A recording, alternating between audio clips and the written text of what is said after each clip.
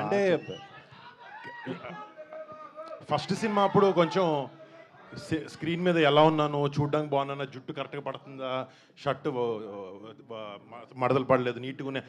వెళ్ళే కొద్దీ అర్థమైంది ఏంటంటే క్యారెక్టర్కి ఎలా కావాలో అలాగే ఉండాలి. మురిగ్గైనా అసహ్యంగా అయినా జుట్టు కోడిపుంజు జుట్టు ఉన్నట్టున అలా ఉండాలి. సో క్యారెక్టర్ రిక్వైర్మెంట్ పట్టే.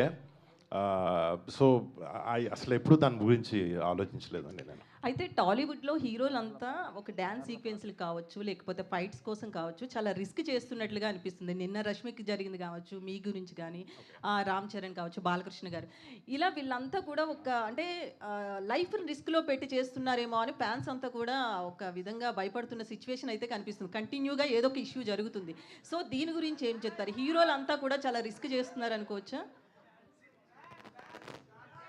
అంటే మేబీ నేను ఫస్ట్ సినిమా చేయకముందు ఒక అబ్బాయి హీరోలు డాన్స్ వేస్తుంటే ఇది ఈజీ, ఇది చేయొచ్చు, ఈ ఫైట్లే ఉంది, డూప్ వాడతారు అనుకున్నా. నేను ఎప్పుడైతే సినిమాలోకి దిగానో నాకు పర్సనల్గా ఎక్స్పీరియన్స్ అయిన తర్వాత మా ఫ్యామిలీలో యాక్టర్సే కాదు, యాక్టర్గా చేసిన, హీరోలుగా చేసిన క్యారెక్టర్ ఆర్టిస్ట్ ప్రతి ఒక్కరి మీద నాకు ఇమ్మెన్స్ రెస్పెక్ట్ పెరిగింది.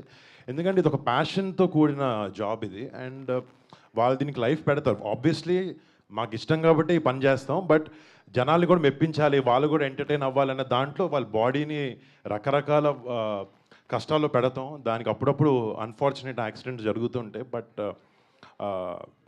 ఆ ఎఫర్ట్ ప్రతి యాక్టర్ పెడతాడండి సినిమా కోసం. గాంధీ గారు సో హార్డ్లీ ఒక 1 వీక్లో సార్ గాంధీ గారు ఇప్పుడు జనరల్గా జంజీ అంతా కొరియన్ కంటెంట్ చూస్తున్నారు, ఓటీటీ పుణ్యం అంటూ. సో కొరియన్ ఇన్ఫ్లుయెన్స్ ఎక్కువ ఉంది మన మీద. సో ఒక మంచి రైటర్ అయినా మీరు కొరియన్కి ఎందుకు అడాప్ట్ చేసుకున్నారు? కొరియన్ కనకరాజ్ సినిమా ఎందుకు తీయాలనిపించింది? ఆ కంటెంట్ ఎలా డెవలప్ చేశారు? అసలు ఎందుకు వచ్చింది థాట్? అంటే యాక్చువల్గా ఈ కథ అంతా కూడా ఆ పెనుగొండ, ఆ కియా ఫ్యాక్టరీ చుట్టుపక్కల జరుగుతుంది సార్. సో దానికి రిలేటెడ్గా ఆ కియా, కొరియా ఆ కైండ్ ఆఫ్ థింగ్ వచ్చిందే తప్ప ఆ జెన్జీ అనేది మాకు ప్లస్ అయింది. డెఫినెట్గా ఈ కథ అంతా కూడా అనంతపూర్ బ్యాక్ డ్రాప్లో జరుగుద్ది కాబట్టి